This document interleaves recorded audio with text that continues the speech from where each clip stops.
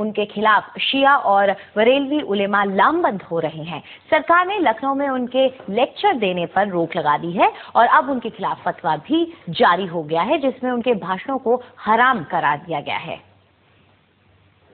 دنیا کے مسلمان بہت بڑی تعداد میں اماموں، فقیروں، درویشوں کی مزاروں پہ جاتے ہیں، اپنی عقیدت پیش کرتے ہیں اور وہاں منتیں مانگتے ہیں۔ ذاکر نائک کہتے ہیں کہ جو مر چکا اس سے کچھ مانگ نہیں سکتے، یہاں تک کہ پیغمبر محمد صاحب سے بھی نہیں۔ آج کی تاریخ میں ہم محمد صلی اللہ علیہ وسلم سے بھی نہیں مانگ سکتے۔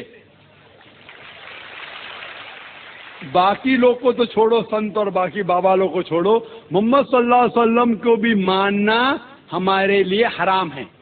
جو شخص ذاکر نائک اسامہ بن لادن کی بھی تعریف کرتے ہیں، کہتے ہیں کہ اگر وہ آتنکوادی ہے تو ہر مسلمان کو آتنکوادی ہونا چاہیے۔ آپ میری رائے پوچھیں تو اگر اسامہ بن لادن اسلام کے دشمنوں سے لڑ رہا ہے تو پھر میں اس کے ساتھ ہوں۔ اگر وہ امریکہ یعنی ایک آتنکوادی کو آتنکت کر رہا ہے تو میں اس کے ساتھ ہوں۔ پھر تو ہر مسلم کو آتنکوادی ہونا چاہیے۔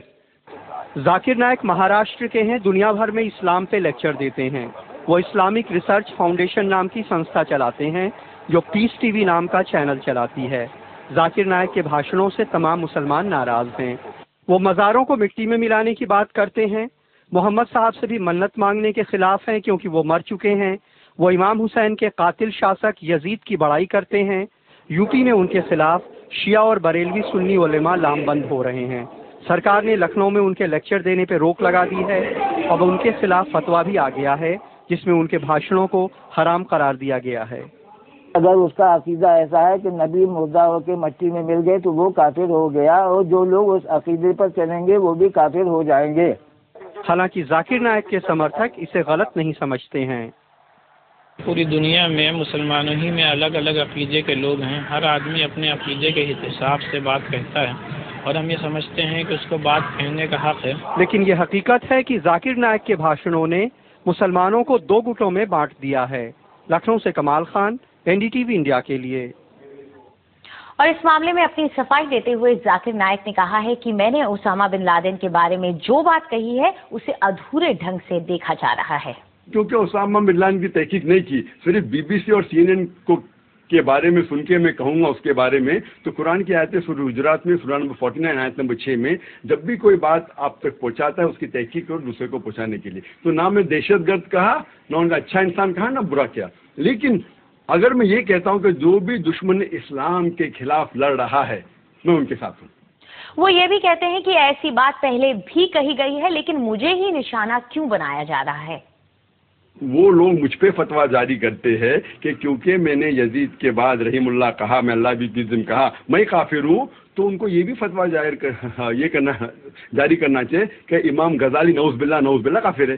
یہ کہنا چاہیے کہ جس نے بخاری شریف کی شرح لکھی حافظ ابن حجر عسقلانی، وہ بھی کافر ہے، نعوذ باللہ رحیم اللہ۔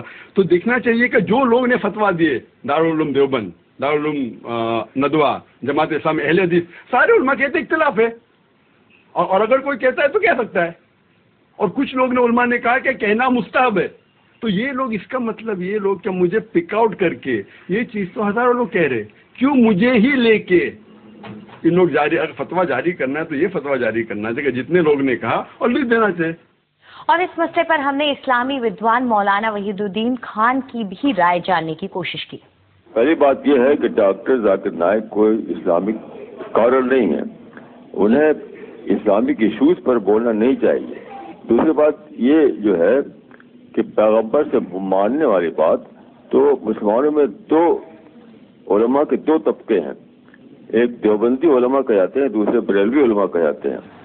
تو بریلوی علماء یہ مانتے ہیں کہ رسول اللہ سے ہم مانگ سکتے ہیں، لیکن جو دیوبندی علماء ہیں وہ اس کو جائز نہیں سمجھتے۔ تو دو الگ الگ رائے ہیں مسلم علماء کے درمیان۔ میں فتویٰ کے طریقے کو غلط سمجھتا ہوں۔ اگر کسی کو کسی کی رائے ٹھیک نہیں لگتی تو وہ اس کے لیے ریزن پیش کرے، ریزن قرآن اور حدیث سے ریفرنسز دے۔ فتویٰ لگانا یہ میں اس کو بہت غلط سمجھتا ہوں۔ کسی کو یہ ادھیکار نہیں ہے کہ کسی کے اوپر فتویٰ لگائے، یہ ادھیکار کسی کو ہے ہی نہیں۔ صرف یہ ادھیکار ہے کہ وہ اپنی بات کو قرآن اور حدیث کے ریفرنس کے ساتھ پیش کرے۔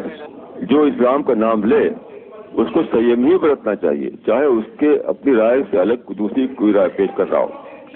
यानी इस्लाम में तो बहुत ज्यादा संयम बरतने पर ध्यान दिया गया, बहुत ज्यादा।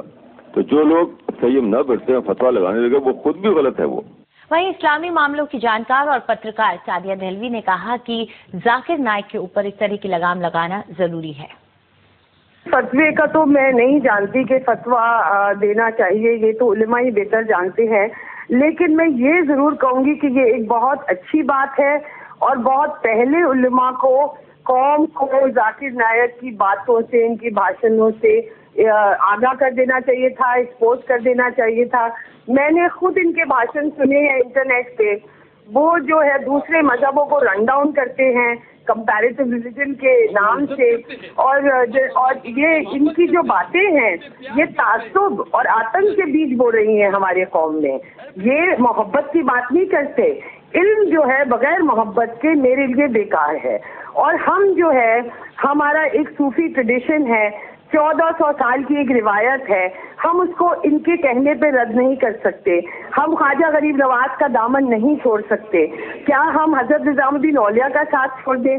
उनके हमारे जो सूफी इकराम आए हैं, हम उन्हीं के हाथों पर इस्लाम लाए हैं, मोहब्बत के पैगाम से इस्लाम लाए हैं।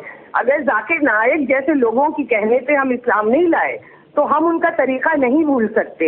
और मैं आपको बता दूं 80% जो मुसलमान पॉपुलेशन है दुनिया में, वो इसी रिवायत को, रूहानियत को, तसव्वुफ को और सूफियों का एक बताया तरीके पर ही चलती है।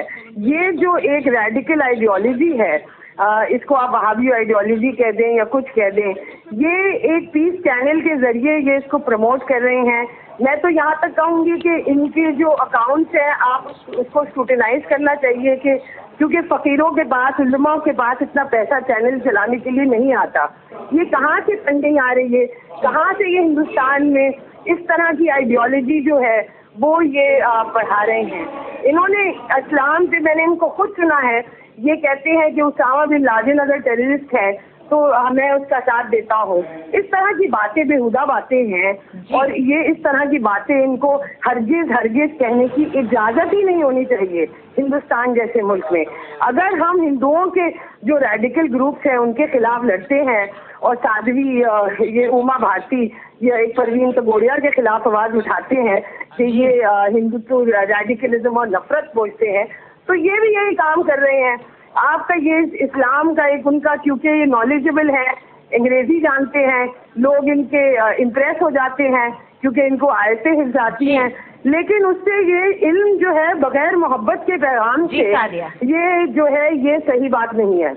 और अब खबर दिल्ली से। दिल्ली में एक ब्लू लाइन बस में दिन दहाड़े 1 लाख रुपए की लूट हुई है। रूट नंबर 847 की ये बस सीमापुरी से उत्तम नगर